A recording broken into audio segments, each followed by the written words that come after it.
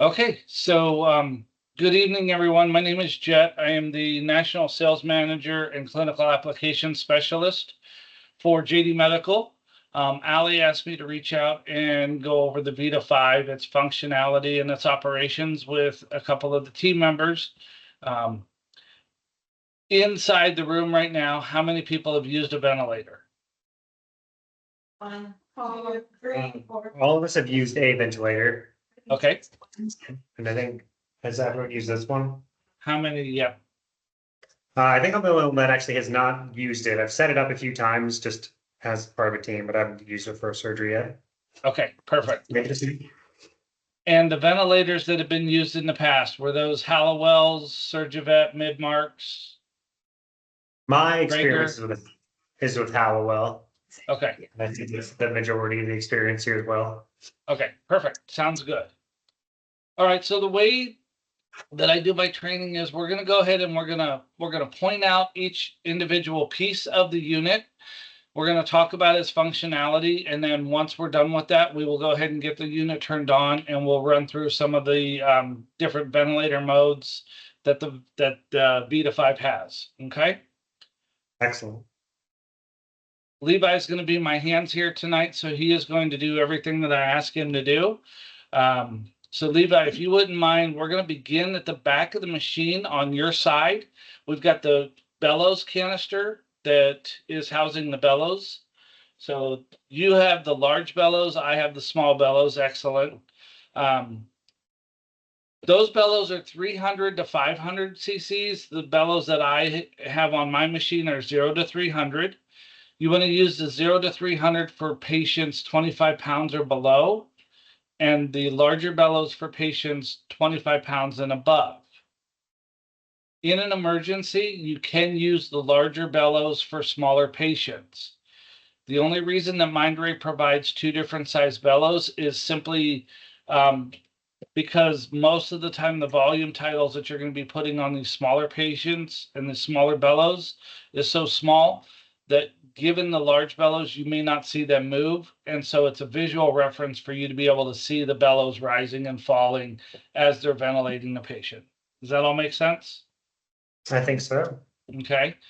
The Veta 5 has the capability of going down to 0.5 kgs or roughly a 1 pound animal, and as high as 150 kgs or roughly a 300 pound animal. Awesome. All right. The way that the bellows come off is it's a simple quarter turn. You take the bellows off, you put the other ones on, and then you just go ahead and snap the next ones on. You don't have to take them off though, Levi. Great. Okay. The next thing that we're going to look at is the manometer.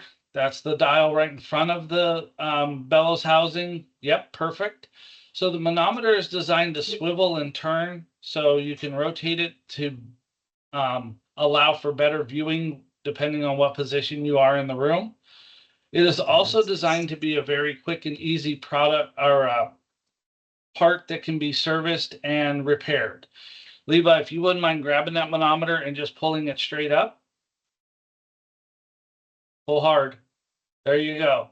So our manometers are designed to not only rotate, but they're also designed to be quick and easy for us to fix. If you were to have a manometer that cracks, gets stuck, stop working for any reason, it's not a huge mechanical issue. You just call us, we send you another one. You go ahead and pop it back down in place and you're good to go. Excellent. Simple and easy, right? Yeah. The next part we're going to go to is going to be the occlusion valve with the pop-off valve. So that's going to be that dial right in front with the blue knob on the top. Excellent. So the difference between our occlusion valve and occlusion valves that you probably have used in the past in your career is ours is actually calibrated and graduated, where your other ones in the past are just open, closed, or you're somewhat guesstimating as to, are you at 50%, 15%, 75%? Ours is an actual number. So you'll notice that we start at minimum and then we rotate the dial. We can go to 10, we can go to 20, we can go to 30. Then we jump up to 50 and 70.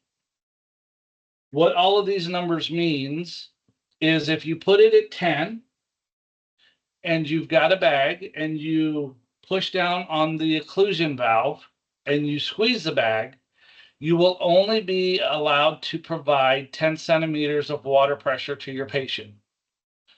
It looks like you've got a 3-liter bag on that machine. So even if that bag were completely full and Levi, you were able to squeeze it as hard as you could, you will only deliver 10 centimeters of water pressure to that patient. The rest of the amount of pressure that you're delivering will be blown out the back of the machine into the waste gas. Does that make sense? Yes. So the same applies for 20, the same applies for 30. We get a little scary in my book when we start getting up into the 50 and 70 Sure. pressure range, but let's just forget that it says 50 and 70 and just stick with 30. Fair enough. Fair enough? Any Sounds good questions to with me. the APL valve? No, I don't think so. And does anyone have any questions? Perfect. Just pushing it straight down, does that close it completely? That does close it completely and allows you to give the patient a breath manually if you need to. Okay. Okay. The very next thing is just to the back of that, you're going to see a large toggle switch, kind of looks like a big, gigantic black light switch. Yep. So in the position that is currently in, that Levi has it in, that is auto. So that is using the ventilator. If you flip the switch to the opposite side, that is a manual anesthesia machine, like all other anesthesia machines you've used in the past. So the one thing that everybody tends to freak out about with the Veta is it looks a lot different. At the end of the day, I do want to remind everybody that you can go to this mode and use it just like any other anesthesia machine you've used in your career. So don't let the machine kind of bully you around and intimidate you. It is a very nice machine to use, but at the end of the day, still an anesthesia machine. Any questions with that thus far? Doesn't look like it. Perfect. We're going to go ahead and flip that back over to auto for us. Down by your hip in the back, there's going to be a gray hook on the side of the machine. That hook comes from the human side. It's what they use to attach and hold an aspiration wand for surgery. We don't use it for veterinary medicine. Likely what happens is people put their extra breathing bags on it. It is a non-functional piece of equipment, so if it does happen to break off, it's not that big of a deal. If you need to replace it, give us a call. We can send you another one. It's 2 Phillips screws on the bottom and you replace it. Okay. Right in front of that, you've got your bag port. This particular unit not only has a bag on it, but it also has a safety relief valve. So Levi, if you don't mind going ahead and pulling the bag off, pull it off of that safety relief valve and then just put the bag back on the port directly. We're going to go ahead and bypass that relief valve for the moment. And it can just hang. Yep, perfect. Excellent. The next thing you're going to see right in the front is going to be a black knob right next to your thumb. That peg that's sticking out, exactly. That is a very important piece that we are going to use when we do the self leak check and the manual leak check of this machine. Okay. Okay. All right. Moving on to the front, right in front of the APL valves, you've got your 2 one-way valves with the clear domes. Those come off in a quarter turn. The dome pops off, and then the actual valve itself can be pulled out just like that. It comes out in one piece, and it can be set off to the side to dry if it ever gets any moisture in it. There are times where you will pull it, and this cage that's around the top will come off. If that happens, you just simply put the cage back down on and press these fingers in around it to tighten the cage again. Any questions with any of that? I don't think so. Okay. It is fairly humid in there right now. Being Okay. used over there. So you can go ahead and dry that out. The one-way valves are interchangeable, so it doesn't matter which one you pull out. They both fit in the same spot. Perfect. All right. Go ahead and replace your cap there. Perfect. In the front of the machine, you've got your two bag port or your breathing system ports. The inside one is for your inspiration. The outside one is for your expiration. Very simple to remember. And then down below, you've got your CO2 granule canister. That canister can come off very easily with a quarter of a turn. You don't have to take yours off, Levi, because it's full. This is the canister itself. On the bottom of the canister, right here, there are two tabs that squeeze in, and they allow the canister and the mechanism to come apart in two pieces. This is designed so that you can clean it easily. At the bottom of the canister, there is a well. You can see that well right here. Okay. That is designed to collect moisture and dust from the granules itself. When putting it back together again, it just slides in, and then make sure that you hear an audible click to snap it in place. Okay. Any questions with cleaning the canister? I don't think so. Perfect. And then it just goes right back on, quarter of a turn.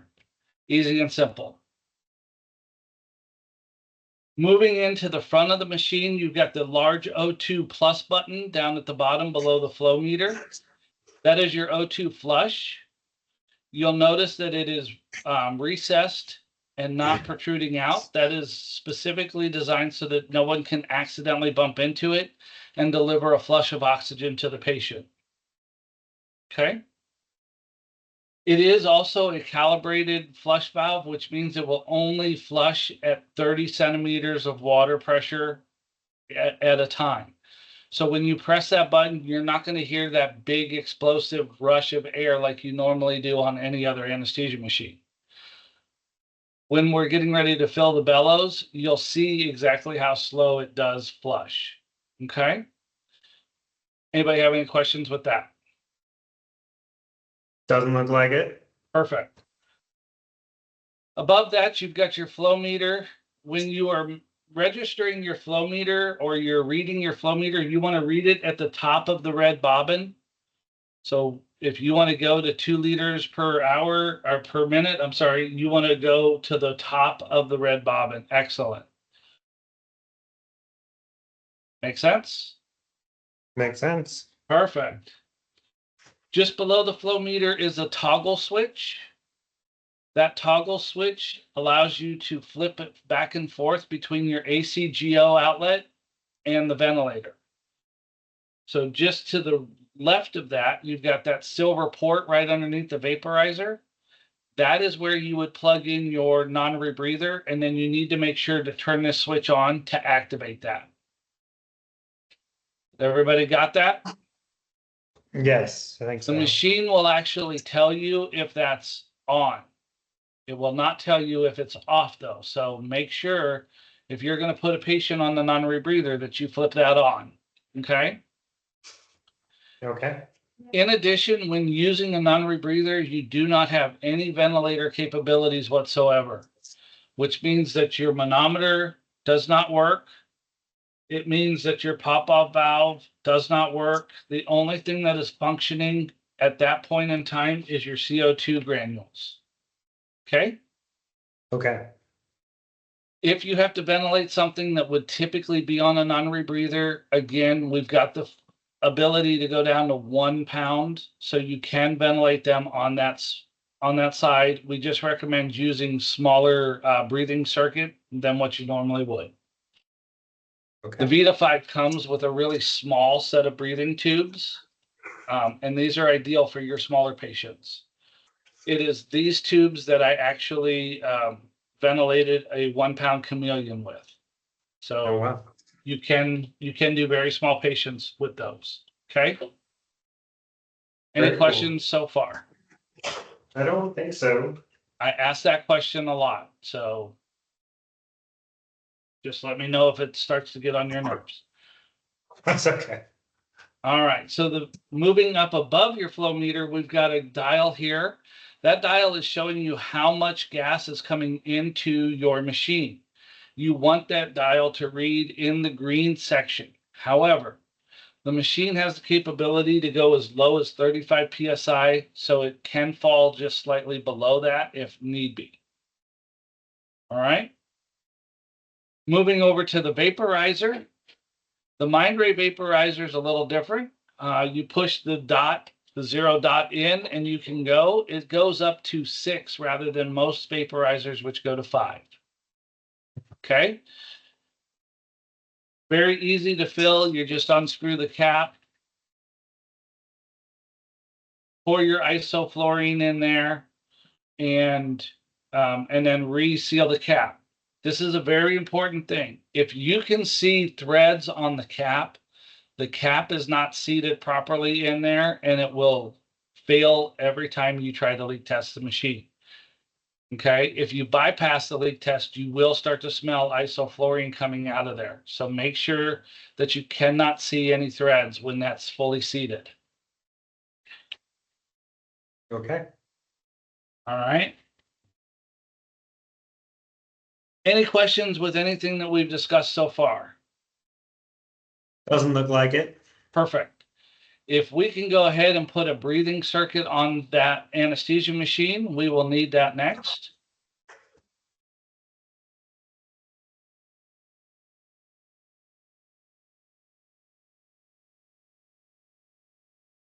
All right. And we're going to take that end and we're going to put that on the peg. Excellent. Now I know that you guys also have the EPM12 monitor in the background, and that EPM12 monitor does have CO2. It's very, very important that you remember 2 things. One, when you're trying to pressure check this, if you have the CO2 sampling line connected to the adapter, it will fail your pressure check. So make sure that there is no adapter Okay. attached to here. That's the Okay. adapter fuse, is that correct? Oh, no. And then the safety valve needs to be off when pressure checking. Perfect. You guys can all thank Autumn for that. All right. Thanks, Odd. We're going to go ahead and we are going to turn the machine on. So go ahead and power it up for me, Levi. The machine itself takes about 10 to 15 seconds to go through its startup cycle. And then once it's finished with that, it's going to prompt you to do an auto leak test. Okay. Okay.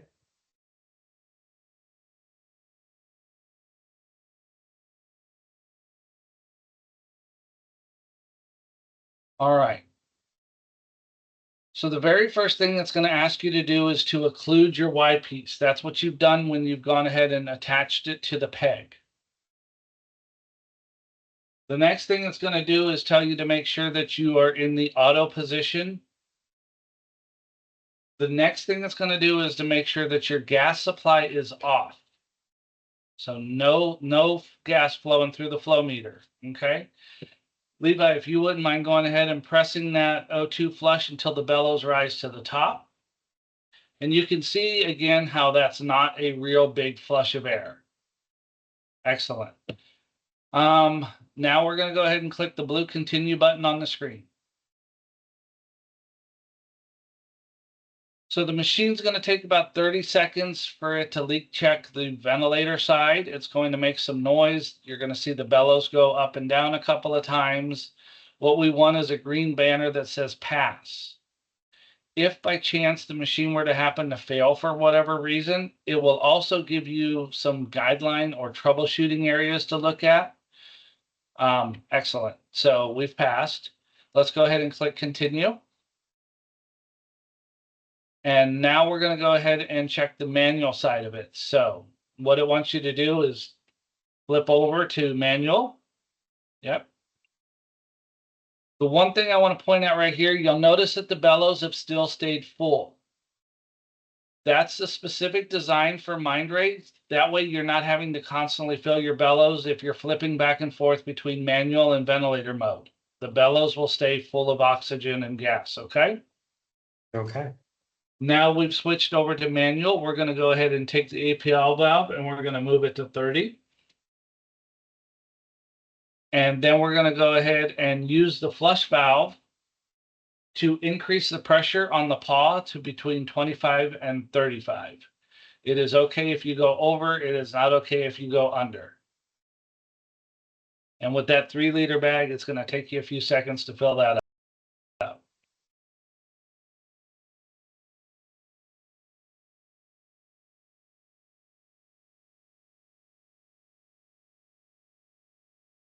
All right, go ahead and click continue on the screen.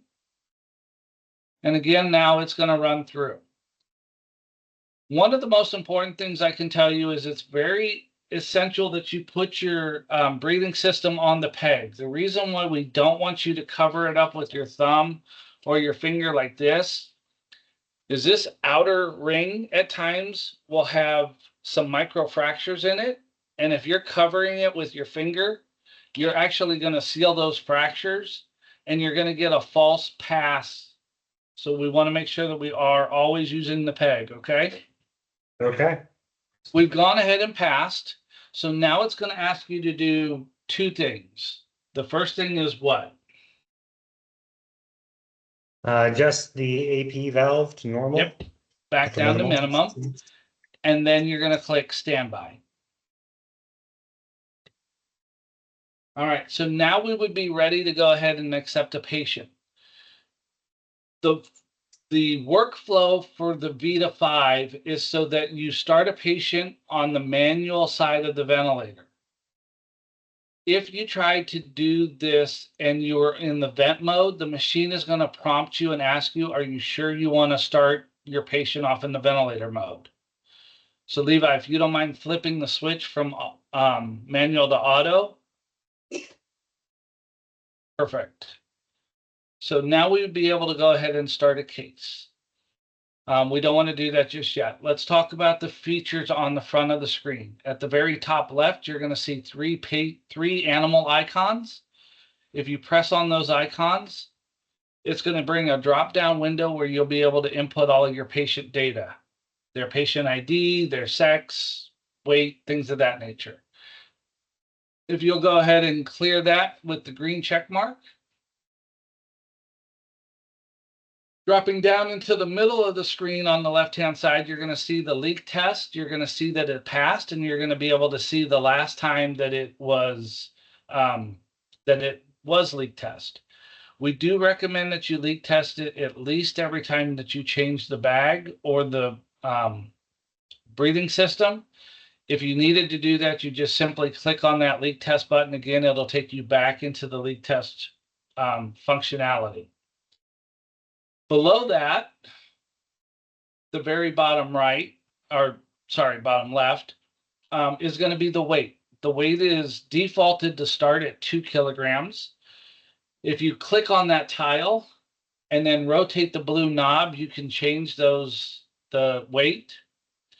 And then to initiate that weight, once you get it, if you'll set it to 10 kgs for me, you can either press in on the blue knob or you can click on the tile itself. The next tile over is going to be your volume title. You'll notice that that went from 20 to 100 when you put the weight in. It does do a calculation of 10 mgs per kg for you. The next tile is going to be your respiration rate. It defaults at 6. If you need something different than that, you can go ahead and click on the respiration rate, change it with the dial, and then initiate it by either pushing the blue dial or pushing the touchscreen tile. Any questions so far? I don't think so. All right. I covered this with Autumn and I covered it with Abby. Do you guys use PEEP in your hospital much? Like PEEP valves? At No, I don't think so. least No? I've eaten it.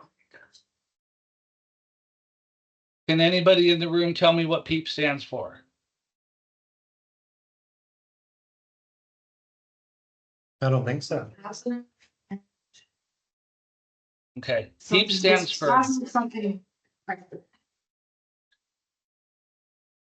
what's that? Nothing? Just thinking positive end exhalation pressure or something. Positive, yeah, positive and expiratory pressure. Excellent. So somebody there gets a gold star. Okay, so what is PEEP designed to do? The best way to describe it is think about the patient's lungs and the alveoli that are inside the patient's lungs. As time goes on, that patient is not breathing its full normal breaths to expand the lung cavity, but also to fill that alveoli with air. So as they're laying on their side or they're laying on their back for surgeries and they're not taking full breaths, that alveoli is going to continue to shrink and get smaller as the air escapes from them. With PEEP, it makes the patient's expiratory pressures higher, so it allows for air to stay in that alveoli longer. Essentially, think of it this way. If I gave you all a garden hose to breathe out of, you could breathe in and out of just fine. It'd be uncomfortable, but you could still do it. The higher the number of PEEP, the smaller the hose becomes. So think about a PEEP of 30 being like one of those little mini straws that you basically use to stir coffee with. You're going to have a really hard time breathing in and out with that. Okay?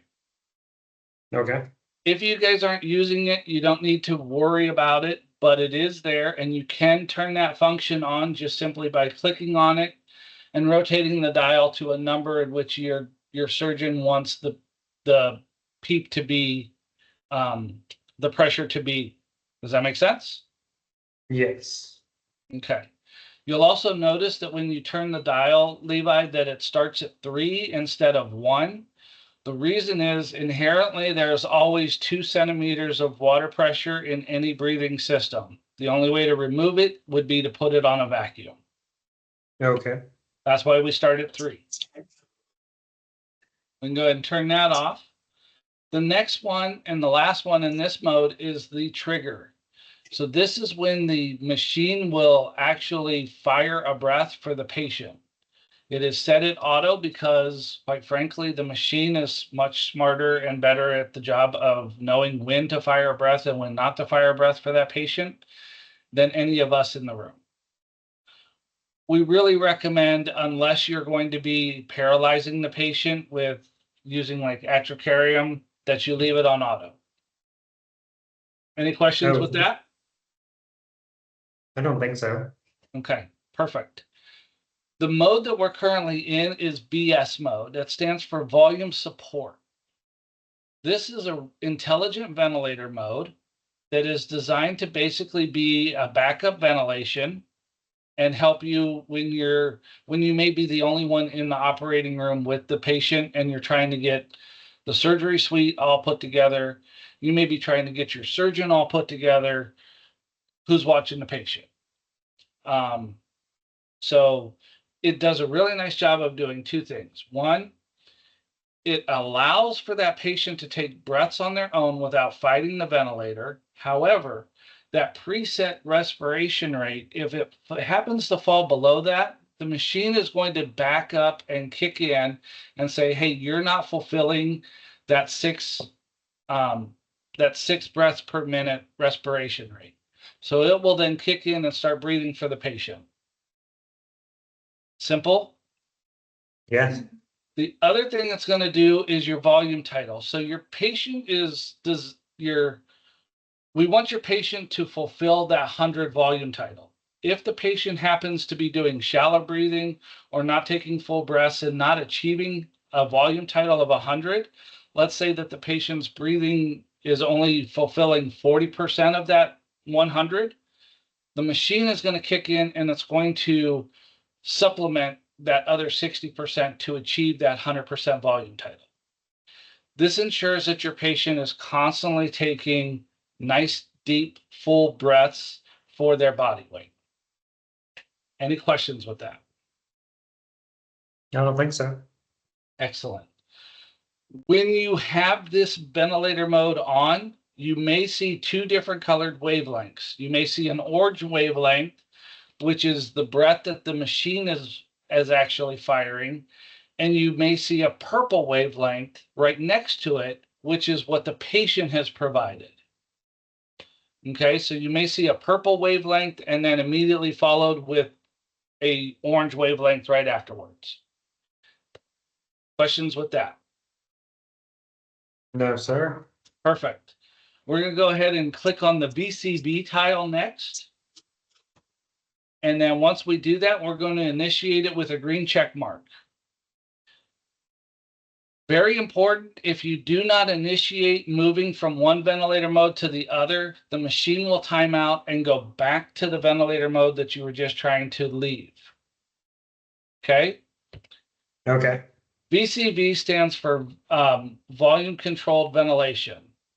So this is going to deliver a set volume. In your example, it's 100.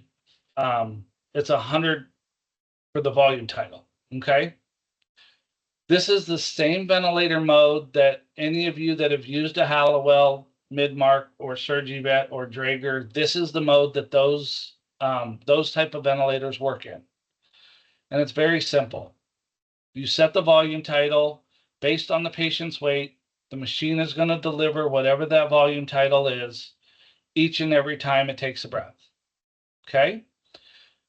It's also going to have your minimum respiration rate of 12. So if the patient falls below that, it is going to kick in. Again, you can adjust that higher or lower if you need to, depending on the patient's needs.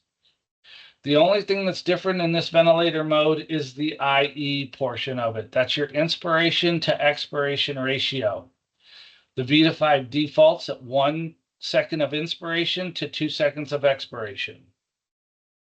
You can change that if you were to need to. You can go as high as 4 seconds of inspiration and 1 second of expiration simply by clicking on the tile and turning the knob all the way to the right. On the flip side of that, you can also go down to as low as 1 second of inspiration and 8 seconds of expiration. Any questions with that? No. Okay, perfect. We do recommend leaving it on 1 to 2 unless there's a need for the patient to have some other breathing ratio. But other than that, we're going to move on to the PCB. So if you click on PCB and initiate with the green check mark.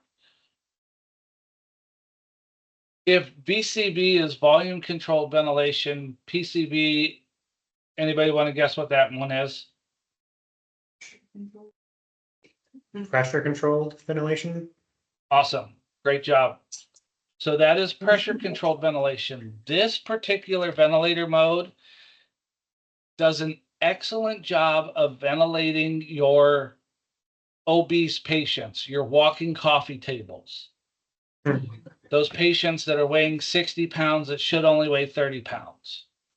Okay. The reason is the machine is going to seek out the pressure that that patient needs. What I mean by that is you're going to put in the patient's weight, not their ideal weight, their actual weight. Because you have to give the machine a starting point. Otherwise, it doesn't know where it's going to start. You could have a Chihuahua on that and it could try to fire a 400 mil breath and you're going to blow their lungs out. So we have to at least give it somewhere to start. What it's going to do, though, is it's going to continue to take a breath until it starts to feel resistance by the patient's own lungs. And then it's going to set that parameter as the patient's maximum pressure. So it does a really nice job of, again, if we were to put a patient that weighed 60 pounds that only should weigh 30 on like VCB, and we're calculating that volume title, that's going to be a little bit too much volume title for that patient's lungs to handle. So this is a really good one for those patients like that. Any questions with PCB? No. We can obviously adjust the pressure that we're seeking if we want to, but. Yep, you can adjust it if you need to, but the machine, like I said, it will seek out what pressure that patient actually needs. Yeah, very cool. The last one is SimV. So if you click on the SimV, So SIMV stands for synchronized intermittent manual ventilation.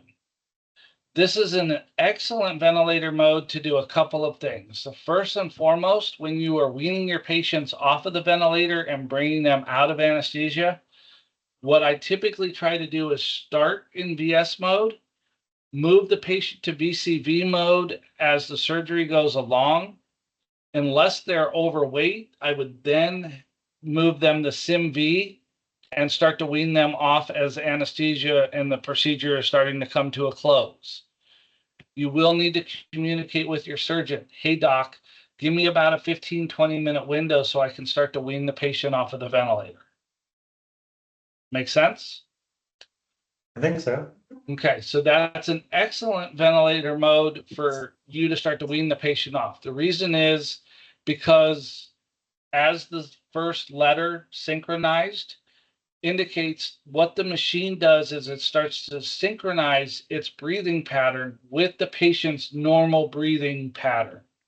That way the patient isn't fighting the ventilator. Does that make sense?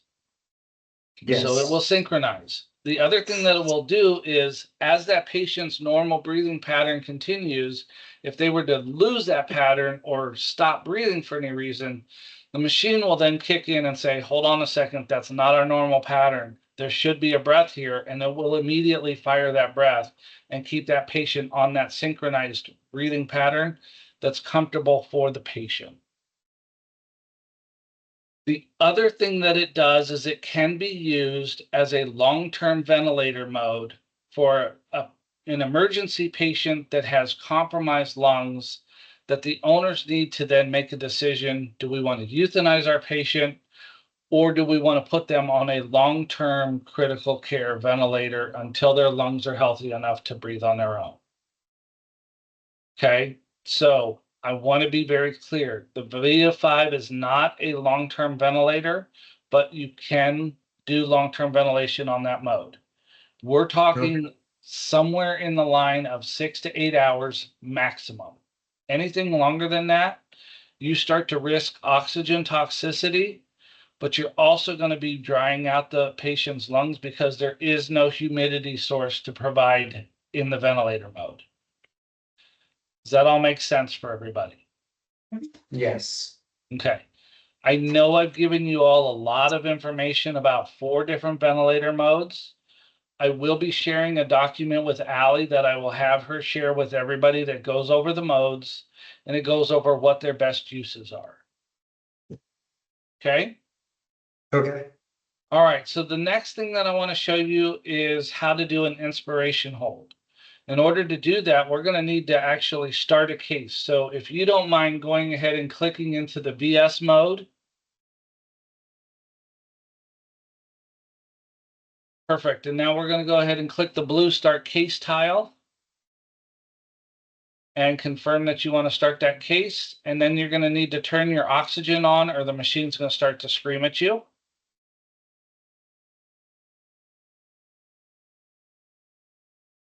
All right, so now we're going to go ahead and we're going to start to see those waveforms start firing. You can adjust the respiration rate to say 18 if you'd like. The one thing you're going to notice about a ventilator is things don't happen immediately. It takes them a few minutes to start to build up.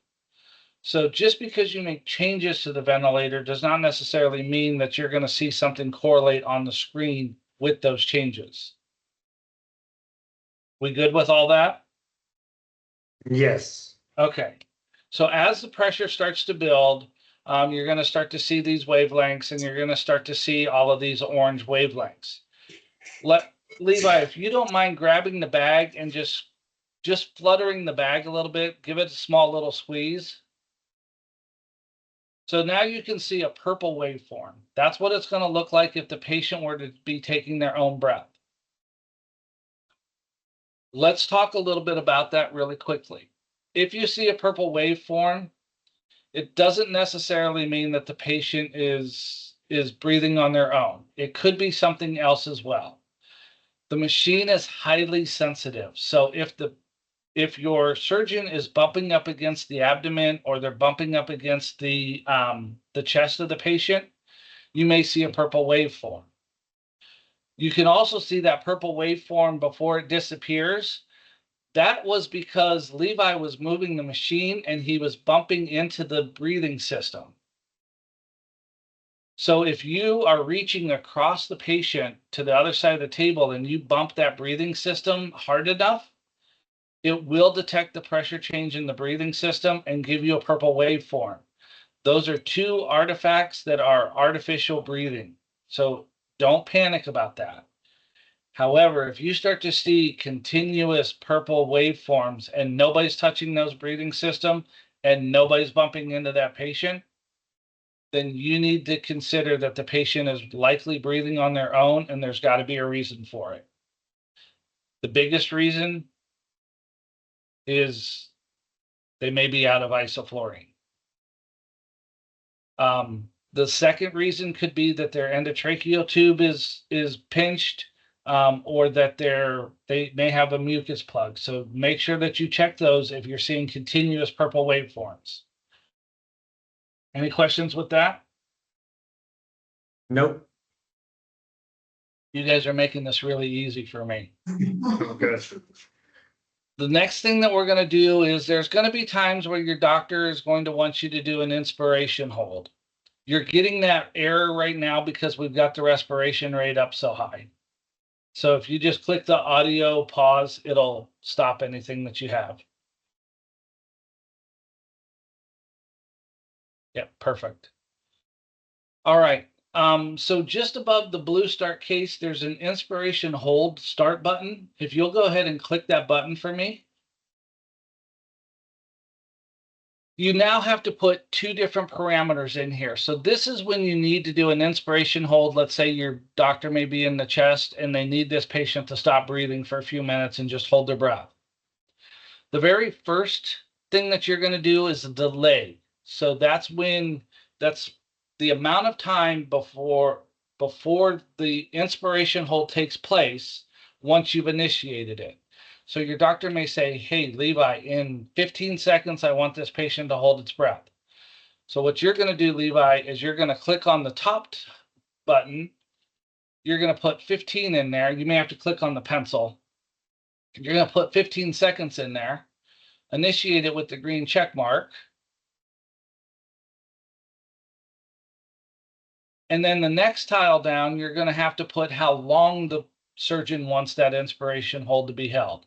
So let's go ahead and put 10 seconds in there. Excellent. Let's go ahead and initiate it with the green check mark. So what's going to happen is this patient's going to continue to breathe normally. And then once that timer gets close, 10 seconds, then you're going to see a long continuous waveform. That's the patient holding its breath. You're also going to see a countdown on the screen and you're going to hear a different audible alarm. That's an indication to your surgeon, hey doc, this is how much time you have. You need to move your butt because this machine's about ready to shoot a breath again for this patient. And as you can see, it goes right back to that same breathing pattern that it was before at that continuous rate. Does that make sense for everybody?